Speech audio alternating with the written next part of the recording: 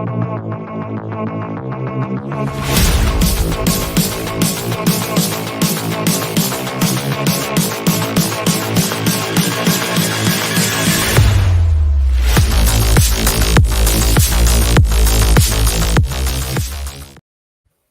we're live. I'm here with Hermes. Hermes, how you doing? All right, good to be here. I'm looking forward to this. I've been looking forward to this, so I'm really happy to be here. I am happy to have you. We've had mutuals on Twitter for quite a bit. It's been you've had some fun tweets. It's definitely fun talking to someone who's. I was talking to a friend of mine about this podcast. It's like moment when you talk to somebody nowadays, it's either no God, questioning about God, or Judaism or Islam. You know. And here I am with a myriad of gods. Yeah, so it's very outside like the normal circle of conversations I would have. So I'm super excited to get into this. But so first question, Greek gods, paganism. How many Percy Jackson books did you read growing up? None, actually. I Really? never got much into them. No, I was not a big fan of YA as a kid, actually. So Interesting. So modern day. So I use like how do you describe yourself? Modern day pagan, neo pagan. Like what's the words here that people should use to describe? Well, that in and of itself is quite complicated. I'm not one for the word pagan. I tend to describe myself as either a Neoplatonist or just a polytheist. The word pagan is kind of loaded with a lot of meaning, and I like to avoid it if at all possible. Understandable. Excuse me. So how did you? Let's kind of before we get into this, go into my audience a little bit about yourself, and then how you kind of found Neoplatonism or polytheism or all this kind of stuff. So my own background is, so I'm from South Louisiana, and I grew up in actually a Catholic household, and it's just one of those things where I remember growing up, going to church, and just not feeling very religiously attached. And I had a very short stint in maybe my high school days where I was an atheist, but I very quickly realized that atheism was a kind of an incoherent position, and it was one of those things where I figured I knew that there was something out there. I knew that there was something more than just kind of the immediate material world that, I experienced around me. And I wanted to go digging, and I figured, I knew that the basis of all Western philosophy at the time was Plato, right? I knew these big Greek names. I knew Plato. I knew Aristotle. And so I figured, well, if I'm going to find out what I think is right, I should probably start with, the big names of philosophy. And I started by buying a complete works of Plato, and I actually got the same edition I bought when I was like 16, 17, sitting on my bookshelf over there. And it's just been that ever since. I cracked open Plato at like 16, and it's just been Platonism and Plato all the way down. Nice. So I'm a big fan of Plato, mainly because I get to read about Socrates, and anytime I can read about I'm a huge Socratic method. Symposium is probably my favorite book. I'm going to a Republic again now, and it's just Plato's fun because like it's philosophy and it's dialogue, and so you get like a good fiction element, you get a good like epic element, like a literary thing, but you also get a good philosophy out of it. So it's a lot of fun. So we talked on Twitter a while ago about I was curious about there's multiple different pagans, like pagans, polytheists, different kinds of these people who latch on to Greek mythology or deep pantheons, I guess, or Norse pantheons. How does someone go about like figuring out what's what? Like I know you kind of have like the polytheist where it's like the Platonic forms of things. So how did how did you come to that conclusion? Did you know how other people kind of reached how they chose who to latch on to? Or I'll speak to others before I speak to myself on this matter. So within these other kinds of polytheists, and there are quite a few people who arrive at polytheism, and not everyone arrives at polytheism with anywhere near the same understanding of what it means to be a polytheist. So a lot of people arrive at polytheism through some kind of pseudo folk belief where they just kind of go off of their understanding of what they think their pre-Christian ancestors understood about the nature of divinity.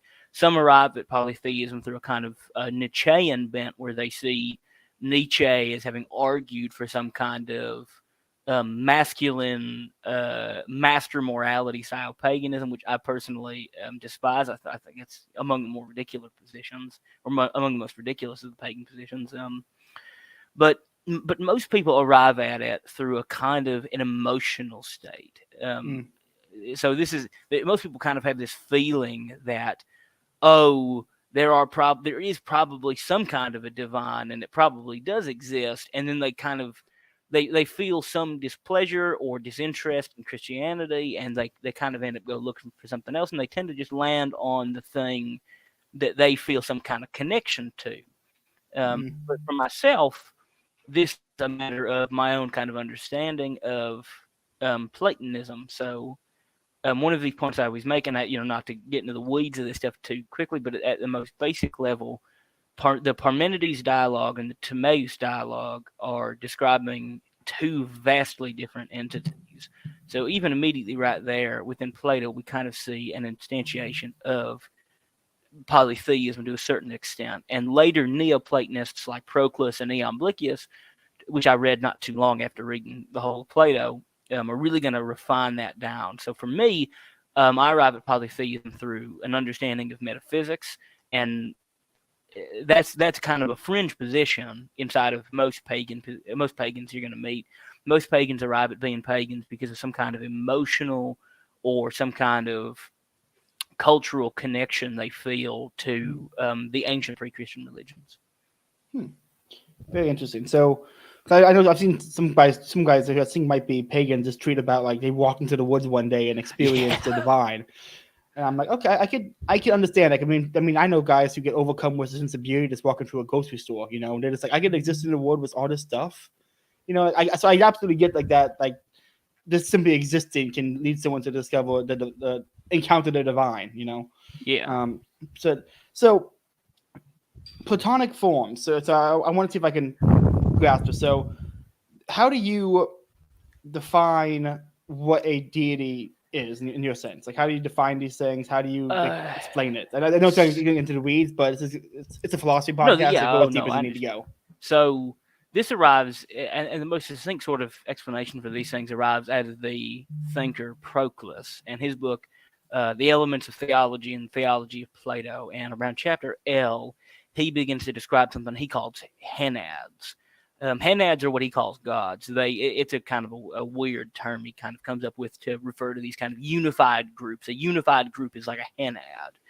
And the first thing he posits is you got this thing, which is the one, the one is unfortunately, technically speaking, impossible to speak about, but we can kind of speak about the characteristics of the one in a discursive sense. So the one is this principle of divinity, this principle of creation. It's this principle of unity without itself being unified, being divine, or being kind of a creator.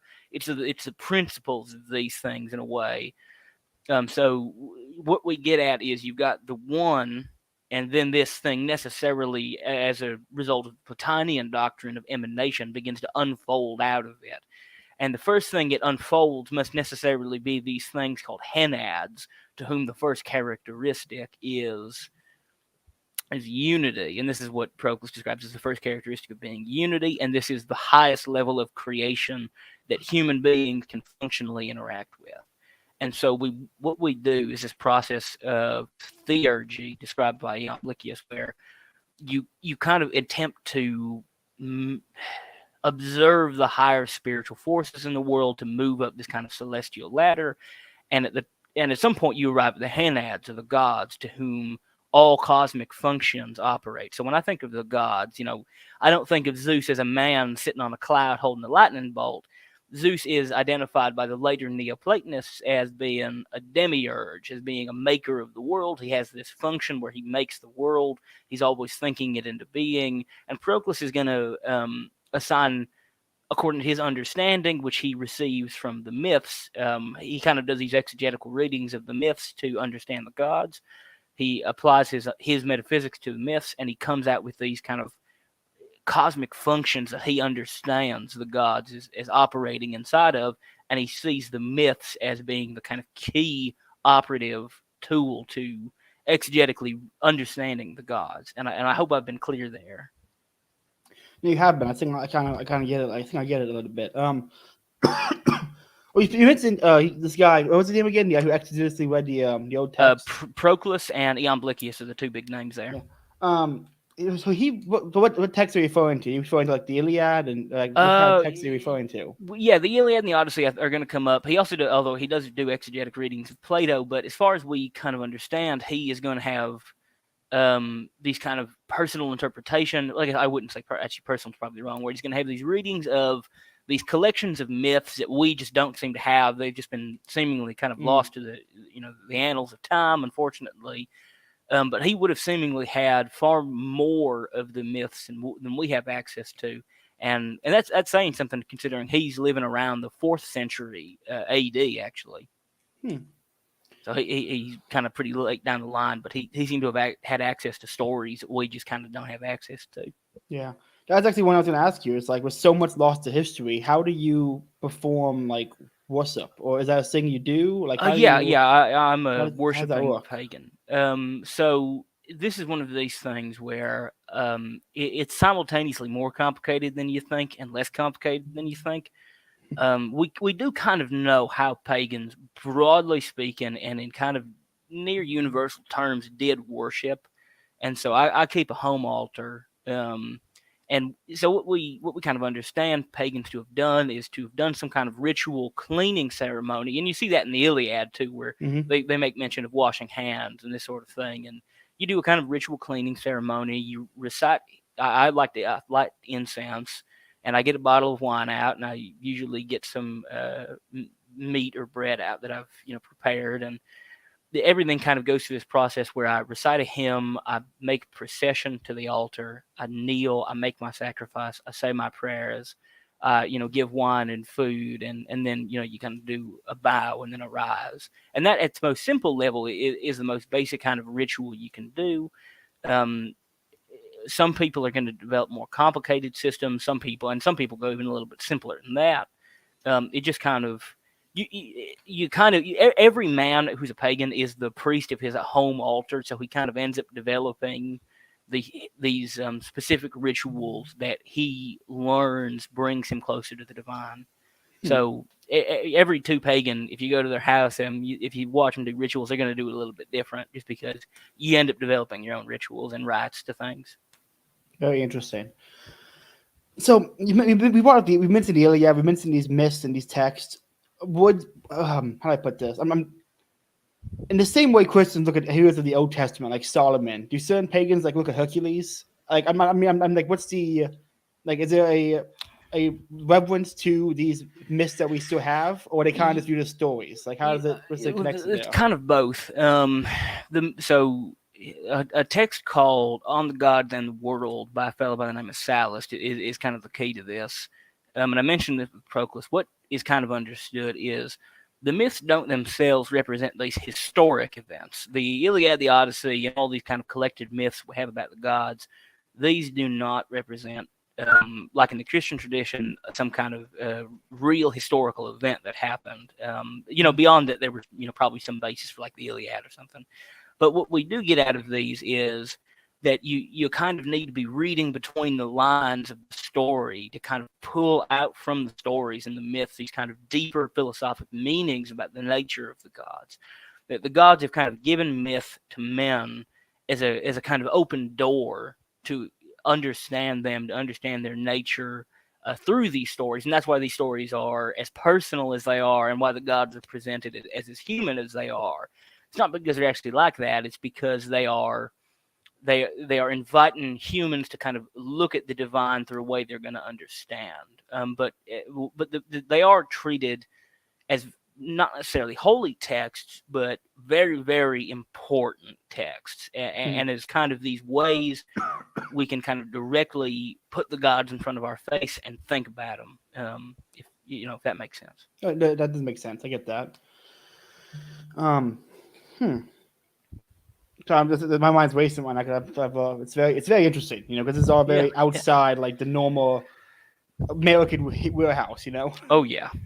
So how does speaking of American wheelhouse, I mean, you mentioned how does this go over when like you bring it up in conversation and the people know? Like, how does this? I mean, If you you don't mind getting wouldn't. personable, like, how does it go? Well, I mean, you wouldn't clock me as a pagan if you saw me walking down the street. I wear Western wear every day. I wear a big hat and boots. So you wouldn't clock me. Cowboy Cowboy polytheist. pagan, cowboy polytheist. That's my go-to these days. That'd be a phenomenal Twitter handle. But when it does come up, I mean, so this is one of the things people tend to ask me about my family, at least. So I've actually got a lot of clergy in my family, a lot of Catholic clergy in my family, and initially it was a bit strained on the familial relationship, but these days things have kind of been smoothed over, and my family has seen that it's a genuine belief of mine. It's not just some phase. I'm not doing it out of like dislike of my family or dislike of the religion I was raised in. It's not one of those edgy. No, it's not. It's not. It's not an edgy teenager thing at all. I mean, yeah. And so relations have smoothed over there. But when most regular people find out, they usually just ask me a few questions, and then it tends never to come up again. Most because people don't know what to ask someone like me. They don't, know how to approach. If we bumped it on the street, I'm buying you coffee. We're talking for hours. Well, thank you. I'd be happy to. Like these are I love these kind of conversations. So that's why I have like all my friends in Iowa like, oh, that guy's weird. Don't let him go to Caleb. No, yeah, I'm definitely having a lot of fun. Yeah. So there seemed to be a fluency of like polytheism and paganism and during like the Greek time period, the Roman time period. Then there seemed to be kind of a drop off in paganism and kind of seems to be an upscale in it now. Like, so what do you think causing people to kind of rediscover and go back into it? And if that is the case, was it like the Dark Ages, was from the fall of Rome to now? Like, how do you interpret the history, this recurrent beliefs? That is an important question. As a Platonist, I do believe in the divine providence. I do believe the gods have set forth a plan for the world, and I believe everything is encapsulated within that. And I do think in part, though, and this is one of the challenges of being a polytheist, is in part some amount of the polytheism you see today is not legitimate. It isn't. It's not a kind of a real religiosity. A lot of people who are polytheists because they are kind of just being edgy and they don't like their parents, or they're Nietzscheans and they think, some kind of paganism represents a more masculine religion. But in some ways, I think it's, and I'm sure even as a Christian, you kind of feel this, that there's a pretty consistent failure of Christian leadership in the world. I can agree. And I think in some ways this is people kind of feel that Christianity has failed them to some extent, that modern church leadership just isn't doing what it needs to do. And so they're kind of looking for a religion that can give them, that they can take part in, that they can be, kind of build some kind of religious home inside of. Because much like people feel, politically homeless today more and more, I think people feel just as much religiously homeless.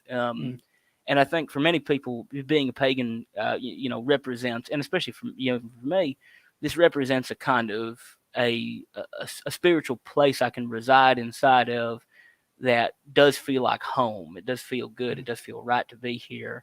And for many people, though not all, this is the same, I think. Whether those feelings be out of a legitimate desire or whether those feelings be motivated by a dislike of something else. You mentioned earlier, like predestined. That your polytheism stuff, like we finding like what's the free will question? The free will question. So yeah, we're getting deep in this. For 20 minutes, talking about free will. Let's keep going. Yeah. This is actually this is in fact something the big Platonists kind of struggle with to some degree.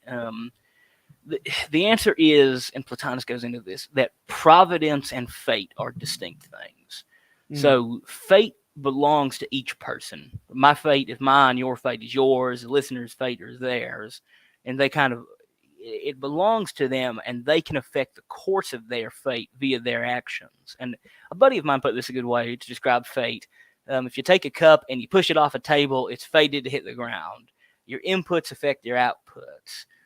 So the life you choose for yourself here and the actions you choose for yourself, this is you affecting your fate, not only in this life, but in the next life. But providence is the total sum plan of the gods. And the gods have set forth a providence in which they take into account every person's fate.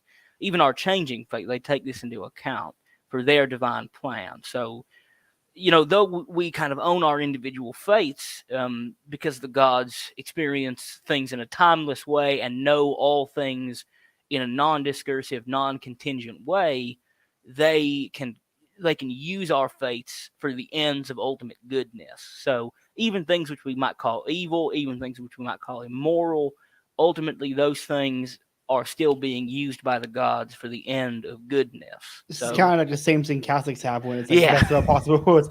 It's amazing how when sometimes you talk, I'm like, okay, talking about gods, paganism. I get where he's coming from. I don't agree, and you kind of get in like the Platonic side of things. I'm like, yeah, I would say the same thing about my religion. So it seems to be a lot of. I mean, I'm a paganist guy, like Augustine, so we still have disagreements, obviously. But I think it's nice that I can understand what you're saying.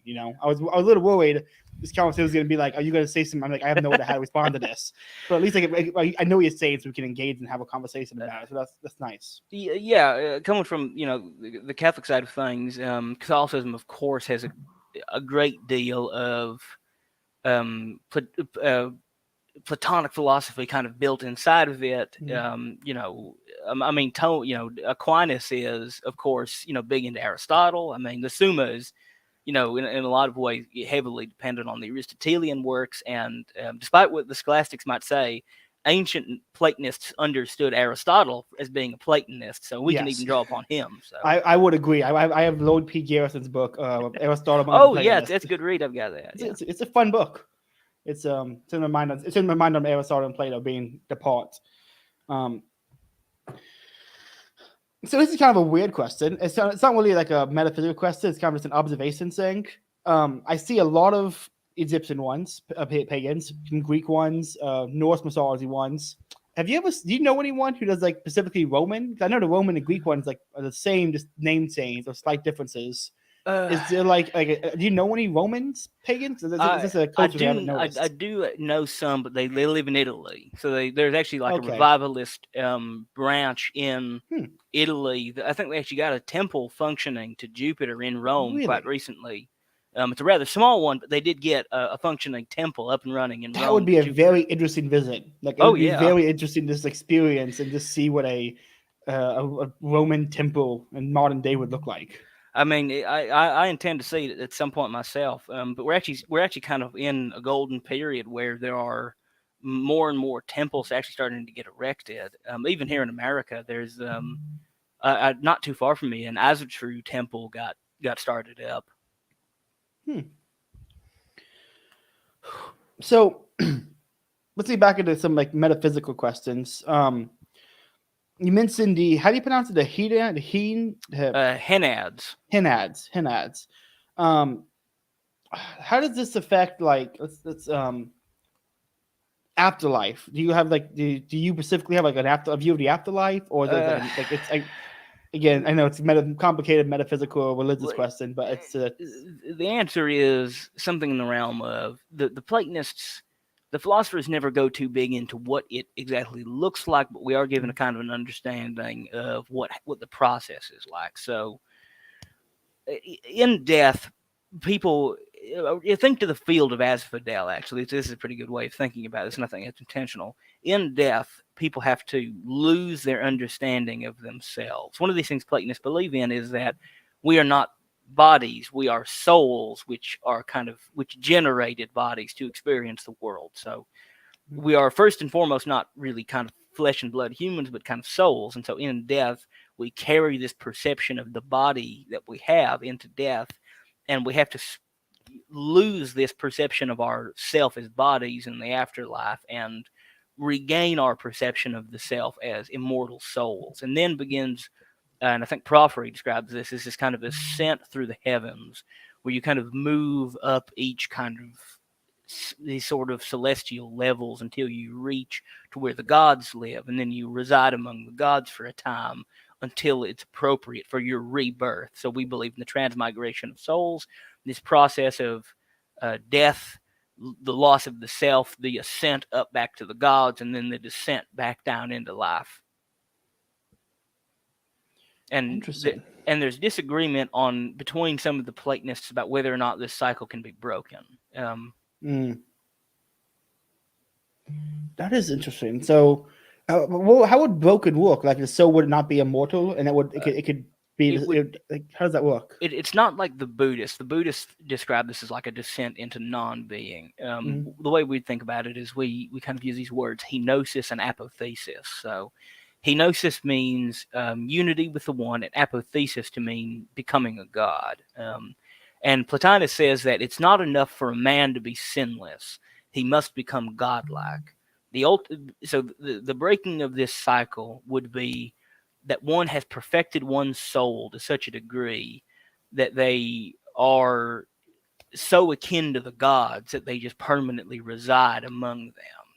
That they've perfected themselves to an immense degree. They've shedded all desires of the immoral, of all desires of the evil, and they've perfected themselves in life through countless rebirths until that they can just kind of reside permanently with the gods and become godlike and sinless. What is sin in the context here? You'll, I think, have some of the same description of me on this. So we describe evil in the negation. So evil, as we're kind of want to say, simply does not exist. Evil is the negation of goodness. It is the privation of goodness. So to be evil or to be sinful for a pagan, for a Platonist, is to say that you live a life in which the gods are not present. So wherever the gods kind of are, there is goodness because the gods are the origin of goodness.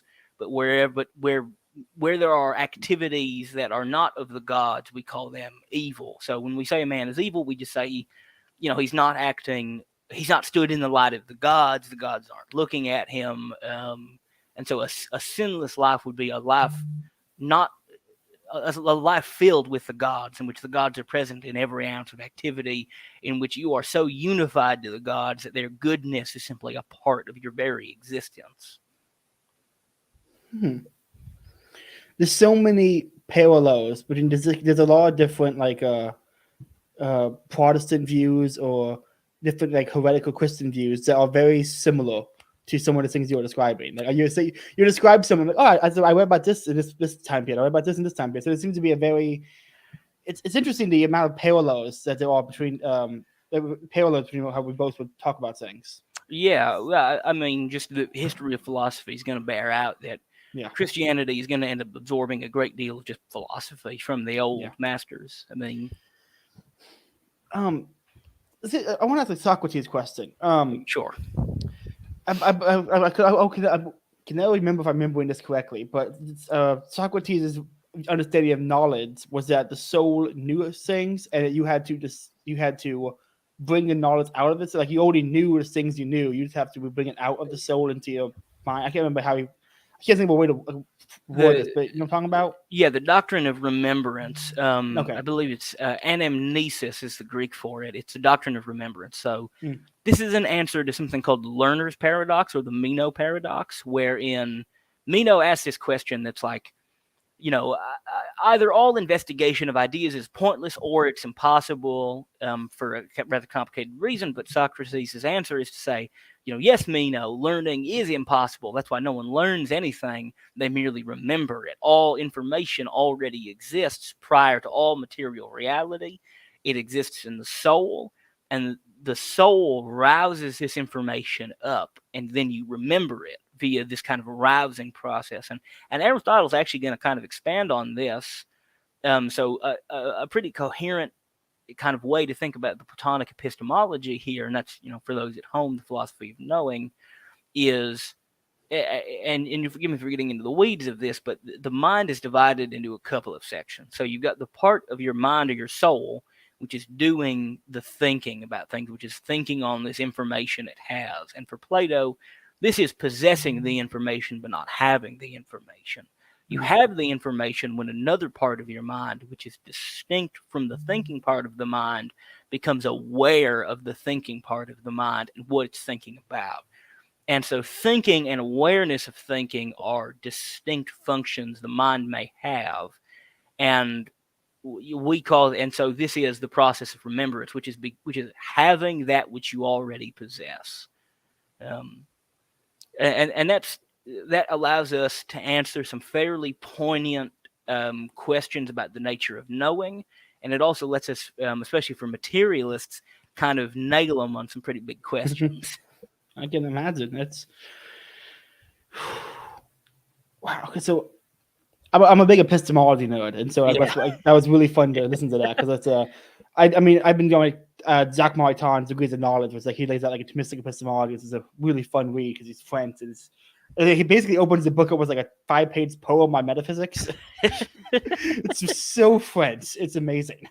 Yeah, Platonic epistemology. Who could you recommend I could read more into that? Like, is there a book to recommend? Or? Lloyd P. Gerson's Ancient Epistemology. Okay, that's it. I'm just gonna have to read all of Lloyd P. Gerson. Everything Gerson ever wrote. He's a fantastic author. I'd recommend 2 books specifically. His Ancient Epistemology and his Platonism and Naturalism. Both 2 really kind of clue you into how the epistemology works and how the forms work, especially. Okay. We've gone through my entire page of questions already, so I'm gonna put that aside. Yeah, I had like 5 questions listed, and you would answer them as you were going through the things, So it's like you just knocking them out. Do you do? I mean, so one of the big things in a lot of religions obviously is apologetics and kind of like living it out and trying to convert people. Is that a thing pagans do, or is it more like a personal thing they experience? And it's like what's the how does it work? So I personally, and this is a kind of personal religious thing I've kind of realized about myself, and I can't speak to other pagans about this, but ultimately I can kind of feel in the air of the modern world that we are a society lacking in virtue, lacking in dignity, and lacking in the divine in just about every aspect. And so at least I've become interested more and more probably over the last year in doing pagan apologetics, in doing kind of, I guess you might call it spiritual outreach, where I am interested in demonstrating to people that I think, paganism is the path to the good life, and I think specifically Platonism is the path to the good life.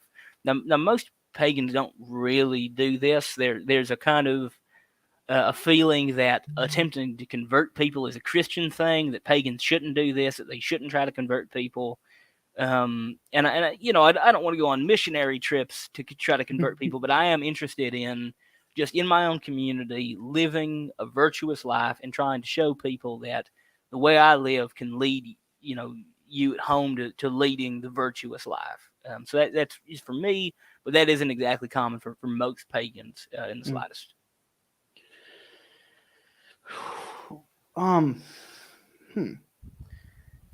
Does it affect so I'll see some pagans on Twitter who kind of like turn into a full-on not just in a religious aspect, but kind of how they live their life, the food they eat, the exercise they do, the workouts, the clothes they wear, becomes like a totalizing nature. Is that something that you personally partake of? Do you work out and not eat I mean, I do work out, but I mean that's just one of those. I don't care much what your beliefs are. You ought to work out at least a little bit, and you ought to try to eat well. It is a spiritual practice in as much as eating well, dressing well, and working out is going to put your mind in a healthy state, and it's going to put your mind into the kind of state where you can read philosophy and you can read those books well and understand them, and you're more likely to be able to, and this is the biggest thing, those things are tools to build your discipline so that you can have a religious discipline, because religious discipline is one of the hardest aspects of being religious.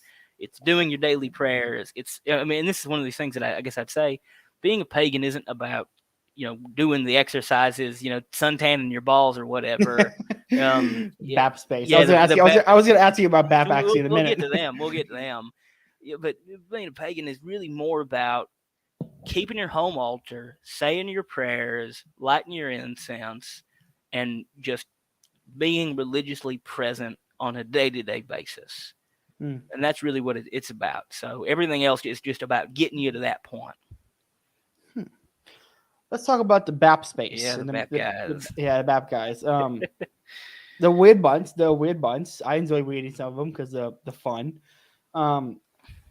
it seems. I mean, I don't want to speak to all of the BAP people. It seems like a lot of the BAP people I have interacted with when it comes to pagan pagan BAP people. I guess it seems much more just like an aesthetic choice than it is anything else.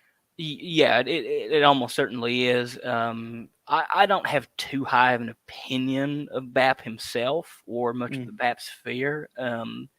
In part because it is this kind of, and I do the same thing with just these kind of pseudo groups all the time. They represent these pure aesthetic movements that do not have any depth to them. And I think that they are what we would call seemingly good things and not really good things. And I see this problem crop up so many times where, in fact, I saw it just the other day. And you'll forgive me for this digression, but the working out thing and the dressing well thing, these things all kind of have their roots for many young men in BAP. But the problem is those things are first steps to other processes, and so you get plenty of young men who end up experiencing, these intense body dysmorphias around their physical form because the only thing they've got is bodybuilding. They don't have a deeper religious or philosophic life to kind of aim their feelings and their emotions and their thoughts at. And so I look at these kind of pure aesthetic movements, your kind of Nietzscheans and your kind of Baptists, to the extent to which those things are even distinct. And I see something which, on its outset and at the pure kind of surface level, is not bad advice for young men, but it has to go deeper than that. Otherwise, it'll lead young men down a kind of a bad road of becoming obsessed with the physical body. And for Platonists, and I'm sure as a Catholic you can kind of speak to this, the worst thing you can kind of do is to become obsessed with the physical. Yeah, yeah. And so that's where I see like BAP leading young men a lot of the time. No, I would agree. It's So I have one more question. One more question, and we'll kind of have like a loose conversation, see where it goes. This is a question I told a friend of mine I was interviewing a polytheist pagan type person, and he's like, "What's his opinion of like Hercules movies and Marvel movies?" And so, you know what? I gotta ask you. Have you seen the Disney Hercules? And what's your opinion Yeah, of I it? did. I've seen the Disney Hercules. I actually quite like the Disney Hercules. It's a fun I think movie. it's a fun movie. I know some people like to get up in arms about this kind of thing, but if I had small kids, I wouldn't be opposed to showing them Disney's Hercules. Now the Marvel movies are just bad in and of themselves, Yes. so I'm not kind of too willing. I wouldn't be. I don't even enjoy them on that outset. But I mean, they just kind of are what they are. They don't really have anything to say about, my religion or the basis of my religion. So they just kind of come off as goofy, bad movies at worst. Sometimes someone will try to dunk on you on Twitter by saying like, "Oh, there's a Marvel Thor movie," and you're just like, "Oh, who cares?" Dude, my favorite interaction, it's about everything about it was just weird. It was a guy who worshipped Thor arguing with a Christian, and it was like, "My God is the God of hammers, your God was nailed to a cross." And one guy's like, "Your God is owned by Disney, shut up." And it was just the whole interaction. Yeah, Like, the whole this thing's goofy. Yeah, I was scrolling through Twitter. I said, I'm seeing Christians and pagans debate on the internet. This is not something I ever expected to see. No, it isn't. It's Definitely. It's and a lot of the discourse, of course, is not very productive. And I try to keep out of it the best I can. Yeah. To kind of keep things on message, to kind of keep a good attitude, and to be a kind of religious beacon as much as I can try to be for the people around me. Well, we've gone for 40 minutes. That's all my questions I have. Is there anything else you want to add about the conversation, or anything you missed you kind of want to explain to the people about polytheism? I'm just amazed 40 minutes went by. I mean, that was quick. That was a very fast recording. I was surprised. Yeah. It was fun. Yeah, it was a lot of fun, definitely. And if of course, I've always got an open schedule. If you ever like me to have me back on for anything, I'd be happy to. But the one thing I always like to get across to people in these conversations, and I always like to double down on it, is when you interact with pagans, the one thing to remember, there is kind of, to some degree, no such thing as the one pagan. It kind of doesn't exist. There are so many different varieties of pagans, and they all believe different things, and they all have different views and different backgrounds, and where they're coming from about being a pagan. And so one of the bad aspects of discourse online that I see crop up time and time again is I end up having to argue against these straw mans of paganism that simply do not exist, or they exist in a handful of weirdos online. And so the thing I would tell everybody at home who might be listening is, when you're dealing with pagans, do your best to act in good faith, because every single pagan you're going to encounter has a different viewpoint, and it's going to be a little bit different from everybody else, and you're just going to have to kind of work down the philosophical line with people, see where they're coming from, see their beliefs. And in a lot of instances, as I think we've kind of displayed tonight, you and I speak very similar moral language to one another, and I imagine we'd have a lot of moral values we agree on. And so that's the big thing I'd often get to in these conversations is, for some of us at least, we share a common moral language. And though we might disagree on religion, I think in a lot of ways we can kind of put things aside for the sake of common moral language and common decency among men and women and among friends on earth. So that's the thing I'd like to kind of make clear to the folks at home, that some people like me have a common moral language and a common moral vision. Yeah, absolutely. Well, Hermes, thank you so much. It's so weird calling someone Hermes. Like, I'm not against it, but it's kind of just weird to be like, well, thanks for coming on, Hermes. Happy to be here. What can people find you? What are your plugs? Just at Twitter, just where you added me on Twitter. I have a Substack. It's up on my Twitter page. I actually released an article today about the philosophic turn into philosophy. So if you'd like to check that out, please do. You can just find me on Twitter. That's really the only place I am these days. But I was happy to be here, and I hope everybody has enjoyed me as a guest. And I've definitely enjoyed speaking to you, Caleb, today. Yeah, I've had a lot of fun. Thank you so much for coming on, man. This has been a blast. Well, everyone, this has been another episode of Face Liberty in Praxis. Like, comment, share, subscribe, the whole 9 yards. I got Owen McIntyre coming back on December 16th for Machiavelli's The Prince. The Classics-driven Life series is underway. Expect the first episode maybe by December or January. And the Life of the Saints series is also underway. Hoping to get one of those out before the end of the month, if I'm lucky. So you don't want to miss any of this, make sure you hit the notification bell, all that good stuff. Have a good night.